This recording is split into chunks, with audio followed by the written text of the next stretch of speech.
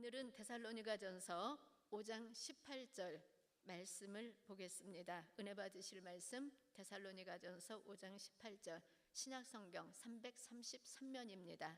우리 5장 18절 말씀 함께 읽겠습니다. 범사에 감사하라. 이것이 그리스도 예수 안에서 너희를 향하신 하나님의 뜻이니라. 아멘. 오늘은 데살로니가전서 5장 18절 말씀을 가지고 언제 감사하나 이러한 제목으로 하나님의 말씀을 전해드리겠습니다.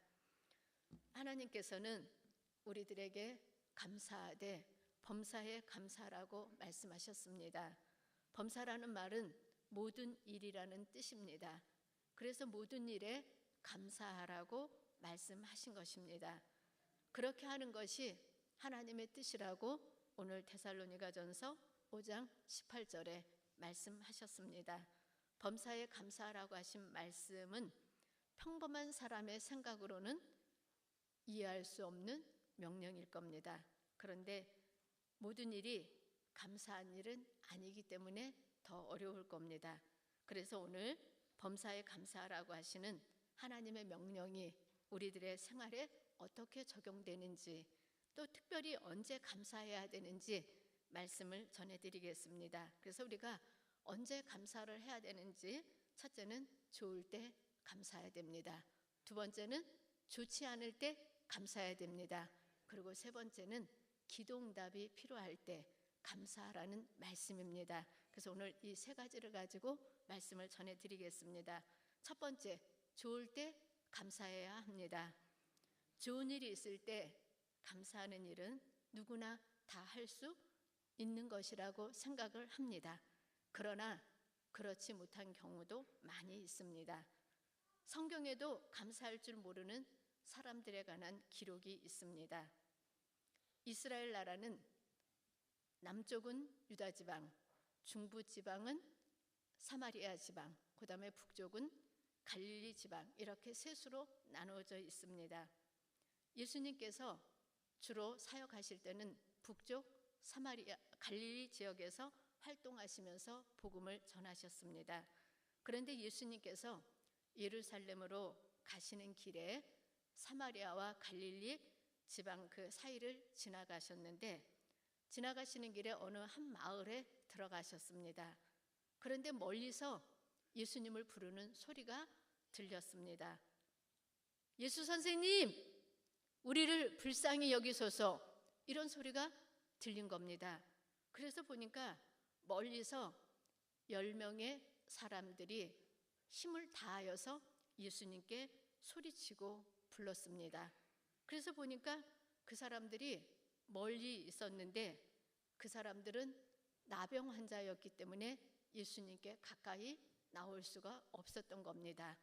그래서 이스라엘 나라에서는 나병 환자들은 사람을 가까이 하지 못하도록 그렇게 하나님이 말씀하셨습니다.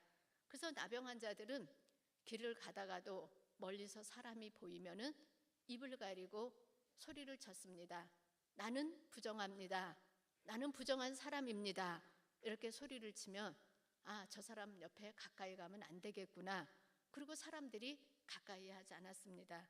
그런데 이들이 그렇게 하지 않아서 사람들을 가까이 하게 되면 일반적인 사람들이 부정을 타게 되고, 또 그러면은 사람들이 이 나병 환자들을 또 돌로 쳐서 죽여도 어떻게 하소연할 수 있는 것이 아무것도 없었습니다.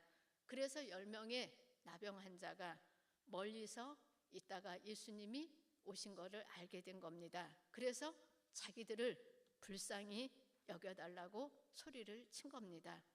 예수님께서 그들을 향해서 말씀하셨습니다. 가서 제사장들에게 너희의 몸을 보이라고 하셨습니다. 하나님의 율법 중에 나병 환자가 생기면 제사장에게 보이고 그것이 나병인지 아닌지를 확인한 다음에 나병이라고 확인이 되는 경우는 격리시키라고 하나님이 말씀을 하셨습니다. 그러다가 나병이 낫는 경우도 있었습니다. 그런 경우에도 제사장에게 확인을 받아서 나병이 완전히 치료됐다는 것을 확인이 되면 하나님께 제사를 드렸습니다. 그리고 나서 정결함에 그 정결함을 잊게 되고 그 다음에는 가족들에게 돌아가서 함께 생활을 할 수 있었습니다.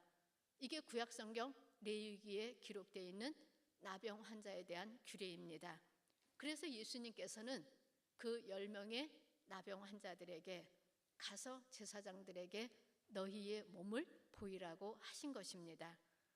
예수님이 이렇게 말씀하신 것은 변화가 있을 것이라는 뜻입니다. 그리고 깨끗하게 낫겠다고 말씀을 하신 겁니다. 그런데 주님께서 직접적으로 너희들 치료받았어, 나병이 나았어, 이렇게 말씀하시지는 않았습니다. 그런데 그들이 그 말씀을 듣고 순종하고 갔습니다. 그런데 가는 동안에 변화가 일어났습니다. 가는 도중에 보니까 몸에 있던 나병들이 싹 사라져버리고 깨끗해진 겁니다. 그래서 그들은 나병을 치료받게 됐습니다. 하나님의 역사였습니다. 그래서 그들은 예수님이 제사장에게 가라고 해서 가기는 했지만 또 몸이 나았으니까 나았어도 제사장에게 보여야 하는 것이 하나님의 말씀이기 때문에 제사장에게 갔습니다. 가서 보여주고 그들이 치료받은 것 확인받고, 그러니까 그래서 너무 좋아서 그 10사람들이 할렐루야 한 겁니다. 근데 그 10사람들이 다 치료를 받았는데 그 중에 한 사람이 예수님께로 되돌아왔습니다. 그리고 예수님께 와서 감사를 드렸습니다.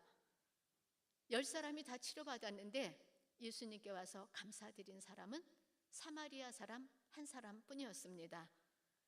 9명의 유대인들은 치료받고 자기들의 집으로 가버렸습니다. 예수님께 감사하러 온 그 사마리아 사람 한 사람에게 물었습니다. 10사람이 다 치료받았는데 그 9은 어디 있느냐고 물으셨습니다. 그리고 예수님 하신 말씀이 이 이방인 외에는 하나님께 영광을 돌리러 온 자가 없느냐고 하셨습니다. 그리고 주님께 와서 감사드린 그 사람에게 일어나 가라, 내 믿음이 너를 구원하였느니라고 하셨습니다. 나병 환자가 평생 바라는 게 무엇이겠습니까? 치료받는 것이었을 겁니다. 우리도 우리 몸에 질병이 있으면 그 병 고치기 위해서 우리가 많은 시간과 돈을 들이면서 치료받기를 원합니다. 이 나병 환자들도 그것이 평생 소원이었을 것입니다. 그런데 10명이 다 치료받았습니다. 그런데 9명은 치료받고 그 다음에 더 바랄 게 없었습니다. 그리고서는 가족 만나러 가자, 집으로 가버렸습니다. 예수님께 감사드려야 되겠다는 생각은 하지도 못했던 것입니다. 여기서 우리가 주님과 우리와의 관계를 생각해야 합니다. 주님과 우리와의 관계는 거래하는 관계가 아닙니다. 물건을 사고 파는 관계가 아니라는 겁니다. 하나님과 우리와의 관계는 믿고 사랑하는 관계입니다. 그리고 하나님께서 끊임없이 우리를 돌봐주시는 관계입니다. 그래서 우리는 하나님이 주시는 생명을 받아서 지금 살아가고 있습니다. 그래서 하나님과 나와의 관계는 생명의 관계로 연결되어 있습니다. 그리고 그 관계는 영원한 관계가 되는 것입니다. 그래서 예수님께서는 예수님께 돌아와 감사드린 그 한 사람에게 나병 치료받는 것보다 더 큰 축복, 영원한 생명과 구원을 허락해 주셨습니다. 누가복음 17장 19절 말씀입니다. 그에게 이르시되 일어나 가라, 네 믿음이 너를 구원하였느니라 하시더라. 아멘. 이 말씀에는 깊은 뜻이 있습니다. 예수님께서 이 사람에게 네 몸을 제사장에게 보이라고 말씀하셨을 때 그 말씀을 믿고 갔습니다. 그 말씀을 믿고 간 것이 믿음입니다. 믿는 그 순간에 하나님의 치료가 임한 것이었습니다. 이것이 구원입니다. 그러나 치료받는 것만이 구원은 아닙니다. 육신의 치료가 믿음으로 왔지만 영혼의 치료는 예수 그리스도를 믿고 감사하는 사람에게 임했다는 것을 깨달아야 합니다. 그러므로 여기서 말하는 구원은 나병 치료받는 육신적인 구원이 아니라 영혼에 관한 구원입니다. 이 영원한 축복이 감사하는 사람에게 있음을 아시기를 바랍니다. 아멘. 이 말씀을 듣는 우리 성도님들 중에서도 나병 치료 받았으면 당연히 감사해야지요, 이렇게 하시는 분들 당연히 많겠지요. 그런데 그 중에서도 이럴 겁니다. 나는 그런 체험이 없기 때문에 감사할 것이 없습니다, 이렇게 생각하는 분도 있을 수 있습니다. 이런 생각은 아주 위험한 생각입니다. 이런 생각은 병 걸리고 나서 치료받은 다음에 감사하겠다는 말이기 때문에 바람직한 생각이 아니라는 얘기입니다. 진짜 감사는 원래부터 주신 것에 감사하고 누리게 하신 것에 감사하는 것입니다. 그런데 많은 사람들이 간증을 들으면 그렇게 생각합니다. 큰 병에 걸렸다, 치료받았다고 하면은 나도 저런 기적을 체험 좀 했으면 합니다. 그 말은 뭡니까? 하나님, 저도 저렇게 죽을 병에 걸렸다가 치료받으면 감사하겠다는 그런 말밖에 안 되는 겁니다. 그런데 진짜 감사는 지금 우리가 멀쩡하게 성전에 와서 예배드리고 앉아있는 이 자체가 감사한 겁니다. 그리고 우리에게 주신 것들을 누리면서 살고 있다는 게 감사한 겁니다. 내가 조금 가난해도 쓸 것 조금 못 써도 건강하게 하나님 섬기면서 살고 있다면 평생 감사하며 살아야 되는 것입니다. 그래서 우리는 원래 우리에게 주신 것 누리면서 하나님 앞에 주님 오실 때까지 감사하는 그러한 삶을 살아야 되겠습니다. 아멘. 그리고 이 세상에 사는 사람들이 소유한 것 중에서 하나님께로부터 받지 않고 소유한 것은 하나도 없습니다. 그런데 사람들은 자기가 잘나서 받았다고 생각합니다.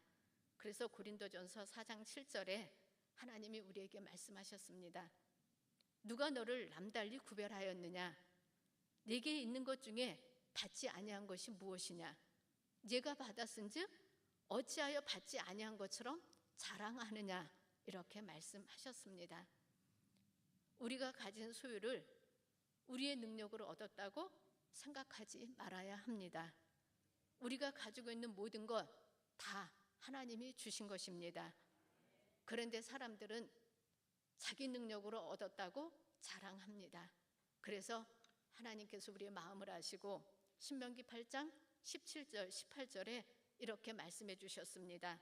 그러나 네가 마음에 이르기를 내 능력과 내 손의 힘으로 내가 이 재물을 얻었다 말할 것이라. 네 하나님 여호와를 기억하라. 그가 네게 재물 얻을 능력을 주셨음이라. 이렇게 말씀하셨습니다. 하나님이 우리에게 아무것도 주시지 않았어도 우리는 하나님께 뭐라고 할 수 있는 자격이 없습니다. 그런데도 하나님께서는 지금 우리가 가지고 있는 모든 것들을 다 주셨습니다. 우리에게 주신 것 너무 많습니다. 생명도 주셨고 건강도 주셨고 사랑하는 가족도 주셨고 우리가 가지고 있는 모든 것 하나님께로부터 온 것입니다. 그리고 하나님께로부터 받은 것입니다.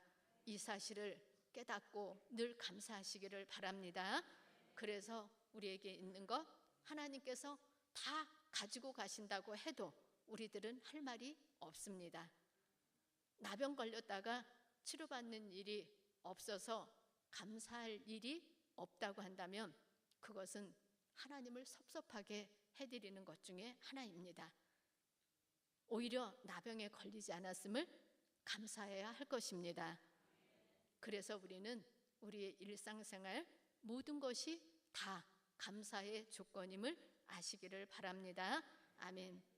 우리는 우리 주변에서 종종 안 좋은 일이 일어나는 얘기들을 듣습니다. 밤에 잠을 잘 자고 아침에 일어나서 아침 준비하면서 출근할 남편을 깨워서 출근 준비하려고 방에 들어가 봤더니 싸늘하게 식어 있었다는 그런 이야기도 들어보셨을 겁니다. 하룻밤 사이에 하나님이 부르신 겁니다. 근데 우리는 내가 그런 일 안 당하면 나에게는 그런 일 없을 거야. 그리고 아무 일도 아닌 것처럼 생각합니다. 그런데 우리도 그럴 수가 있습니다.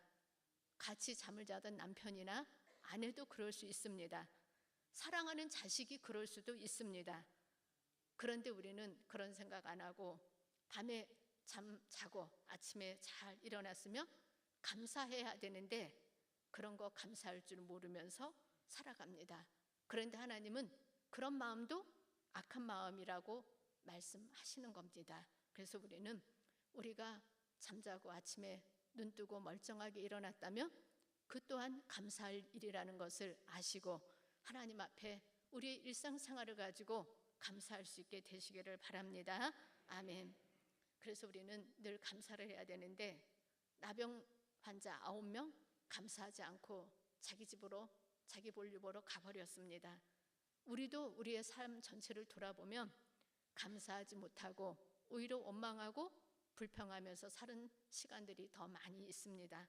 그래서 예수님이 우리에게 말씀하셨습니다.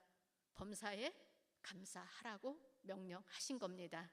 그러므로 하나님의 자녀인 우리들은 하나님이 우리를 통해서 감사를 받으시기를 원하신다는 것을 기억하셔서 범사에 감사하는 우리 성도님들 되시기를 바랍니다. 아멘. 좋을 때 감사하고 좋을 때 감사할 조건을 생각하시기를 바랍니다. 그리고 지금까지 받은 은혜를 잊지 않고 늘 감사하면서 하늘나라를 우리에게 주신 하나님께 모든 영광 돌려드리고 감사를 돌리시기를 바랍니다. 아멘. 그래서 오늘 첫 번째 말씀은 좋을 때 감사하자 이런 말씀을 드렸습니다. 두 번째입니다. 두 번째는 좋지 않을 때 감사해야 합니다. 아멘 안 하신 거 보세요. 좋지 않을 때 감사해야 합니다. 아멘입니다. 저도 아멘입니다. 좋지 않을 때 감사하는 것이 범사에 감사하는 것입니다.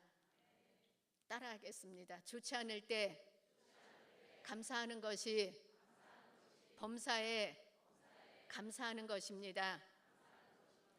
아멘. 범사에 감사하라는 말은 모든 좋은 일뿐만 아니라 좋지 않은 일에도 감사하라는 말씀입니다. 성경의 인물 가운데 다니엘이라는 사람이 있습니다. 다니엘은 선지자이면서 정치가로서 유명한 사람입니다. 다니엘은 이스라엘 나라가 바벨론 나라에게 망할 때 포로로 잡혀간 사람입니다. 그래서 바벨론 나라에서 포로 생활을 하고 있었는데 하나님께서 지혜와 능력을 주셔서 그 나라에서 총리가 되었습니다. 그런데 그 바벨론이라는 나라가 또 메데바사 나라에 의해서 망해버렸습니다.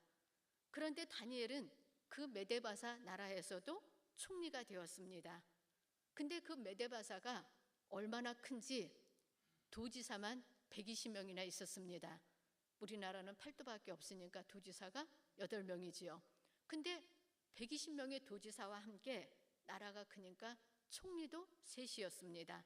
그래서 메데바사 나라에 다리오라는 왕이 다니엘을 수석 총리로 삼고 싶어 했습니다. 그런데 그 사실을 다른 두 총리와 방백들이 알게 되었습니다. 그래서 결론은 다니엘을 흠집내서 대표 총리가 되지 못하게 해야 되겠다고 생각하고 다니엘 흠을 잡는 일에 애를 썼습니다. 아무리 흠을 잡으려고 해도 가정일에나 국가일에나 말에나 행동에서 흠을 잡을 데가 없었습니다. 먼지를 털고 털어도 털어지지가 않았습니다. 그래서 그들이 다니엘을 살피다가 이런 결론을 내렸습니다. 종교적인 것이 아니고는 다니엘을 절대 잡을 수가 없겠다. 그래서 두 총리와 방백들이 모여서 모의를 하면서 법을 하나 만들었습니다. 그리고 자기들이 만든 법을 가지고 왕궁으로 가서 왕에게 말했습니다. 왕이시여, 이 나라는 참 넓습니다. 민족도 다양합니다. 종교도 다양합니다. 이 민족을 하나로 모으시려면 한 가지 방법밖에 없습니다. 왕이 하나님 같은 분이시니까 앞으로 한 달 동안만 왕을 섬기고 왕께만 기도하고 왕만을 모실 수 있는 법을 저희가 만들었습니다. 그리고 다른 신, 다른 종교, 다른 하나님을 찾으면은 잡아다가 그 사람을 사자굴 속에 집어넣어버리면 되겠습니다. 그러면 이 나라가 정말 잘 될 것입니다 라고 왕에게 말을 했습니다. 왕이 들어보니까 너무 기분이 좋은 겁니다. 야, 이것보다 더 좋은 법은 없겠다. 자기를 하나님처럼 여겨주니까. 그래서 왕이 기분 좋아서 응, 그거 갖고 와. 그리고서는 도장을 팍 찍어줬습니다. 그리고서 말하기를 그 줘서 전국에다 방을 붙여. 그리고 한 달 동안 그렇게 하라고 해.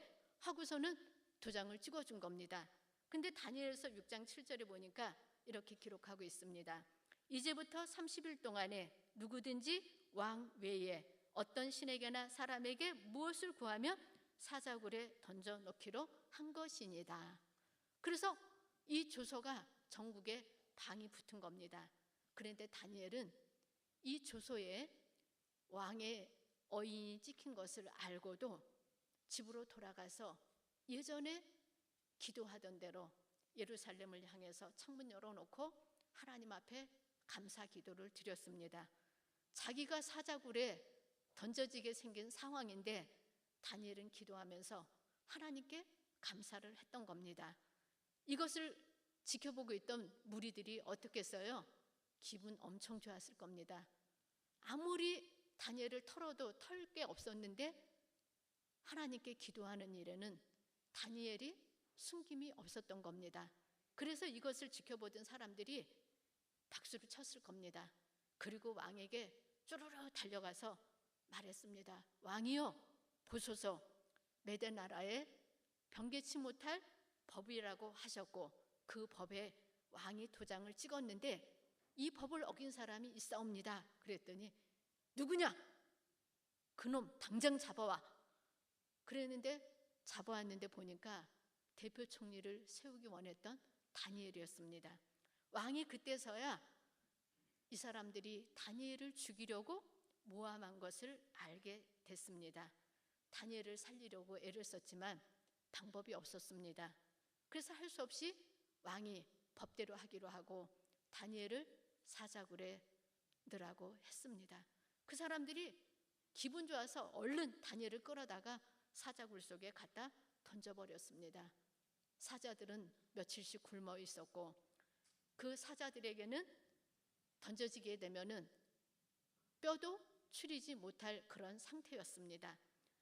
왕이 그들에게 속았다는 것을 알고 고민하고 자기의 실수로 인해서 다니엘이 죽게 된 것을 마음 아파했습니다. 그래서 왕이 음식도 거절하고 밤새도록 고민하다가 새벽에 일어나서 사자굴로 갔습니다. 다니엘이 죽었으니까 장례라도 치러줘야겠다. 뼈가 남았으면 내가 그렇게라도 해줘야지 하고 사자굴 앞에 가서 슬피 울면서 살아계신 하나님의 종 다니엘아 이러가면서 그가 울면서 그냥 하소연을 한 겁니다.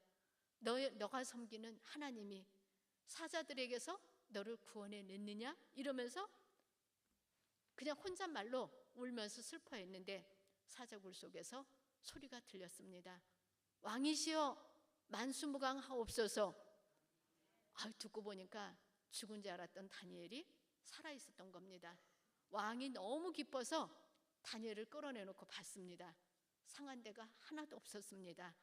하나님께서 천사를 보내서 사자들의 입을 봉하시고 몸이 조금도 상하지 않도록 보호하셨다고 다니엘서 6장 22절의 말씀으로 기록하고 있습니다. 하나님께서는 다니엘이 죽을 줄을 알면서도 오히려 그 상황에서 감사했더니 사자굴 속에 들어갔습니다. 다른 사람 같았으면 하나님 감사 기도했는데 왜 사자굴이에요? 그랬을 겁니다. 근데 다니엘은 사자굴 속에 던져졌습니다.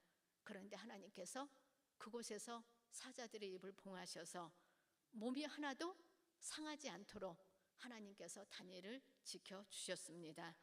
사랑하는 성도 여러분, 좋을 때 감사는 평범한 사람이라면 누구나 할 수 있습니다. 그러나 하나님께 대한 진정한 감사는 좋고 나쁘고를 가리지 않고 하나님이 감사라고 하셨으므로 하는 감사인 것을 깨달으시기를 바랍니다. 아멘. 우리의 환경이 더욱 나빠진다고 생각할 때, 내가 있는 그 자리가 사자굴 속에 던져지는 자리라고 생각할 때 감사하시기를 바랍니다. 이렇게 감사하면 그 자리가 사자굴 속에서 지켜지는 자리가 될 것이고, 나쁜 환경에서 하나님의 기적을 일으키는 능력을 경험하게 되는 자리가 될 것입니다. 그래서 우리는 어려운 일이 있을 때 다니엘의 감사를 본받아서 좋지 않을 때도 하나님께 감사하며 영광 돌림으로 인해서 승리하는 감격을 경험하는 성도님들 되시기를 바랍니다. 아멘. 세 번째 감사입니다. 기도 응답이 필요할 때 감사해야 합니다. 보통 문제 있는 사람들은 기도할 때 감사 기도를 하지 않습니다. 문제가 있으면 울면서 원망하고 탄식하고 불평은 많이 합니다. 이렇게 기도하는 것 하나님이 기뻐하시지 않습니다. 예수님께서는 우리들의 기도에 본이 되는 삶을 사셨습니다. 하루는 예수님의 친구 나사로가 병이 들었다는 소식을 들었습니다. 그래서 예수님께서 베다니에 도착을 했을 때는 이미 예수님의 친구 나사로가 죽은 지 나흘이나 되었고 무덤에 이미 안치되어 있는 상태였습니다. 그래서 예수님이 무덤 앞에 가서 돌을 옮겨 놓으라고 하셨습니다. 그리고 믿으면 하나님의 영광을 보리라고 했습니다. 그래서 돌을 옮겨 놓으니 예수님께서 그 앞에서 아버지여, 내 말을 들으신 것을 감사합니다라고 하나님께 감사 기도를 드렸습니다. 예수님께서는 나사로의 무덤 앞에서 기도하실 때 하나님, 나의 기도 들으셨음을 감사합니다. 이렇게 기도하시고 무덤을 향하여서 나사로야 나오라 이렇게 말씀하셨습니다. 그랬더니 죽은 나사로가 살아나왔습니다. 예수님께서는 기도하심으로 죽은 나사로를 살리셨습니다. 여기서 우리들도 예수님의 기도의 자세를 본받아야 합니다. 하나님 앞에 감사기도 드리는 것이 기도 응답의 핵심입니다. 그래서 우리 성도님들도 하나님 앞에 기도할 때 감사기도를 드리시기를 바랍니다. 예수님이 감사기도를 드림으로 인해서 죽은 나사로가 살아나는 놀라운 일이 일어난 겁니다. 그러므로 기도 응답이 필요할 때 감사하시기를 바랍니다. 그러면 죽은 나사로가 살아났듯이 우리들의 문제가 해결되고 하나님의 응답이 임하게 될 것입니다. 그래서 빌립보서 4장 6절에 이렇게 말씀하셨습니다. 아무것도 염려하지 말고 다만 모든 일에 기도와 간구로 너희 구할 것을 감사함으로 하나님께 아뢰라고 하셨습니다. 하나님께 우리가 감사함으로 아뢰면 하나님이 역사하십니다. 좋을 때 좋지 않을 때 막론하고 범사에 감사라고 하셨습니다. 하나님이 허락하지 아니하시면 우리들에게 다가오는 것 하나도 없습니다. 이것을 믿으면 범사에 감사할 수 있습니다. 하나님은 모든 것을 통하여 합력하여서 선을 이루시는 분이시기 때문입니다. 그래서 우리가 감사할 수 없는 일이 생기고 감사할 수 없는 상황이 생긴다면 우리 자신들을 돌이켜 보아야 합니다. 감사할 수 없는 상황은 죄로부터 생겨납니다. 그래서 감사하지 않는 그 자체가 죄라는 것을 알아야 합니다. 그러므로 그동안 감사하지 못하고 살은 것 회개해야 합니다. 지금부터는 범사에 감사라고 하신 하나님의 말씀에 순종해야 되겠습니다. 하나님은 베푸신 은혜에 감사의 응답이 있기를 기대하고 계십니다. 그래서 주님께서 지금까지 베푸신 은혜에 감사하는 사람은 하나님께 영광 돌리는 사람입니다. 그래서 시편 50편 23절 말씀에 함께 읽겠습니다. 감사로 제사를 드리는 자가 나를 영화롭게 하나니 그의 행위를 옳게 하는 자에게 내가 하나님의 구원을 보이리라. 아멘. 하나님 앞에 감사로 영광 돌리시기를 바랍니다. 아멘. 쉬울 때 감사는 누구나 할 수 있을 것입니다. 그러나 우리는 주님께로부터 범사에 감사라는 명령을 받았습니다. 그래서 어려울 때 감사가 참 감사인 것을 알고 진실된 감사를 드려야 합니다. 그렇게 되면 좋을 때 감사를 통해서 하나님이 더 큰 축복을 주십니다. 좋지 않을 때 감사, 어려울 때 감사를 통해서는 기적을 체험하게 해주십니다. 그래서 언제나 감사함으로 하나님께 영광을 돌리는 우리 성도님들 되셔서 더 큰 은혜를 하나님께로부터 받으시고 기도 응답이 임하게 되는 삶을 사시기를 바랍니다. 이러한 감사 생활이 여러분의 삶 속에 충만하게 임하게 되시기를 바랍니다. 아멘. 오늘 말씀 전해드렸습니다. 근데 이 말씀 듣고 아멘은 잘하셨는데 실제 생활 속으로 돌아가서 감사하지 않는다면 아무 소용이 없습니다. 그래서 우리는 항상 감사하겠습니다. 어떤 일이 있어도 감사하겠습니다. 이러한 고백을 늘 하시면서 하나님 앞에 실제로 감사하는데 좋을 때 감사, 좋지 않을 때 감사, 기도응답이 필요할 때 범사에 감사하심으로 감사의 놀라운 위력이 나타나서 하나님의 도우심으로 모든 일이 해결되고 문제 해결받고 주님 오시는 그날까지 감사하는 우리 성도님들의 삶이 되시기를 바랍니다. 아멘. 하나님 말씀 다 전해드렸습니다. 말씀 요약하겠습니다. 언제 감사하나? 좋을 때 감사하십시오. 그 다음에 좋지 않을 때도 감사하십시오. 그 다음에 기도응답이 필요할 때도 감사하시기를 바랍니다.